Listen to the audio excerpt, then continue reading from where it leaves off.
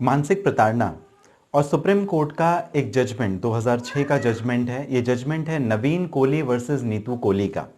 अब इसमें क्या बात की गई, जो मानसिक प्रताड़ना होती है उसमें इंटेंशन का कितना महत्वपूर्ण योगदान है। इंटेंशन जरा समझते हैं। इसका मतलब आप ये कह सकते हैं कि मान लीजिए मैं अपनी पत्नी को काफ़ी ज़्यादा परेशान करता हूँ, इतना ज़्यादा परेशान करता हूँ जिसकी वजह से अब हमारा जो रिश्ता है एक ऐसी सिचुएशन पे पहुँच गया कि हम अब साथ में नहीं रह सकते, और इस रिश्ते को लगातार ऐसा करने से अब कंटिन्यू नहीं किया जा सकता।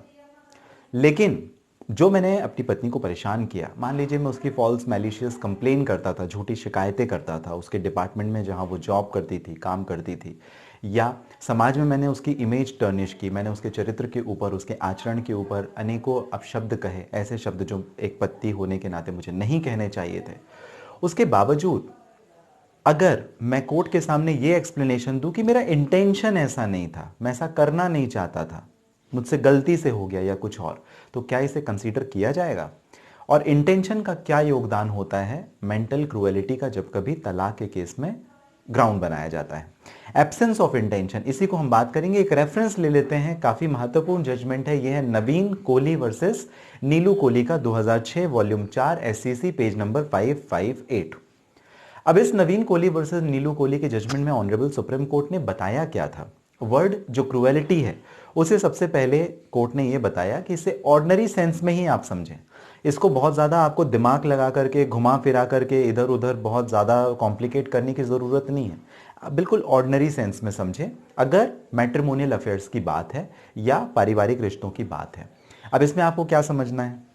सबसे पहली बात ये, इंटेंशन टू हार्म या हरासमेंट या हर्ट, किसी को मारपीट कर देना जिसकी वजह से कुछ चोटें आ जाएं, कुछ चोटें नहीं दिखती हैं तो आप उसे मेंटल क्रुएलिटी के ग्राउंड पे लेकर के आओ। जैसे गला दबाना, अब गले दबाने में इंजरीज नहीं आती ना, तो अब जैसे हाथ को मोड़ देना, हो सकता है हाथ आपका मोच कर जाए, लेकिन जब मेडिकल एग्जामिनेशन में जाएगा तो उस पर बहुत ज़्यादा कुछ डिटेल्स आएगी नहीं।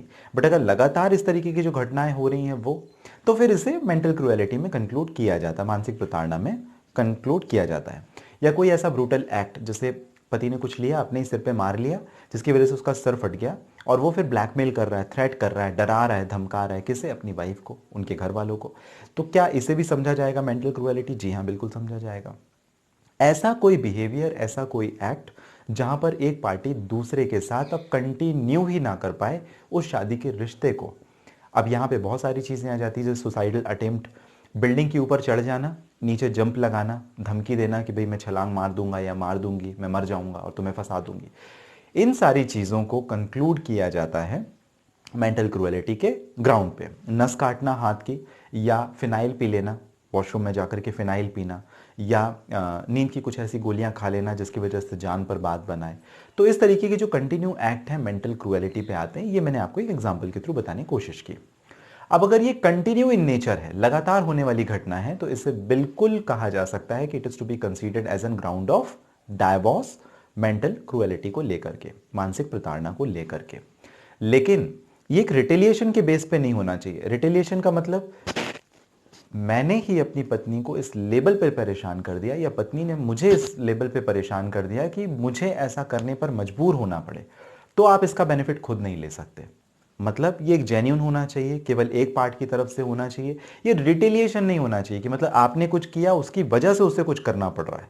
अगर ऐसा है तो आप इसे ग्राउंड नहीं ले सकते मानसिक प्रताड़ना, क्योंकि ये दोनों तरफ से है फिर, और ज्यादा आपकी तरफ से क्योंकि ये रिटेलिएशन में हुआ है, तो इस वजह से इसे कंसीडर नहीं किया जाएगा। बट अगर एज ऑब्वियस, अगर इट इज वन साइडेड, अगर एक तरफ से है जहां पर बहू या पत्नी अपनी सास के साथ लगातार मारपीट करती है, बच्चों के साथ इस तरीके से मारपीट पति के द्वारा किया जाता है कि उनकी जान पर बनाए, या जो सुसाइडल अटेम्प्ट्स हैं वो, या फॉल्स मैलिशियस एक्विजिशंस लगाना, तो ये सारे मेंटल क्रुएलिटी के आधार बन जाते हैं।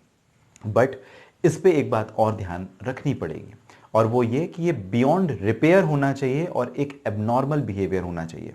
नॉर्मल जो पर्सन है, आप या मैं, ऐसी स्थिति में ना आए, हम लोग ऐसा ना करें। लेकिन ये एक एबनॉर्मल बिहेवियर है, इससे थोड़ा उलट, इससे थोड़ा हटके, इससे थोड़ा अलग, तो आप इसे कंसीडर कर सकते हैं कि it is to be a ground of divorce by mentioning a ground of mental cruelty. अब इसमें इंटेंशन का कहीं पे कोई रोल नहीं है।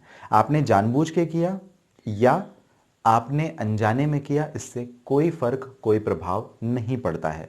तो यही बताया गया था Naveen Kohli versus Neelu Kohli 2006 volume 4 SCC supreme court cases page number 558, Naveen Kohli versus Neelu Kohli के जजमेंट में।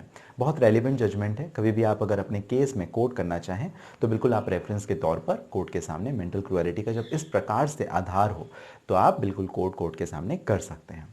आपको ये जानकारी कैसी लगी मुझे ज़रूर कमेंट बॉक्स में मेंशन कीजिएगा। साथ ही किसी परेशानी के लिए अगर आप करना चाहें बात, बिल्कुल कर सकते हैं। इस वीडियो के डिस्क्रिप्शन में डिटेल्स है जहां से आप डायरेक्ट अपॉइंटमेंट बुक करके कर सकते हैं मुझे बात। दूसरी बात, अगर आप नए हैं, अशोक पांडे के साथ आपने की थी शुरुआत, सब्सक्राइब कर लीजिए। ऑनलाइन लीगल एडवाइस आपका अपना चैनल है। मिलेंगे अगले वीडियो में, तब तक के लिए आप रखें अपना ध्यान।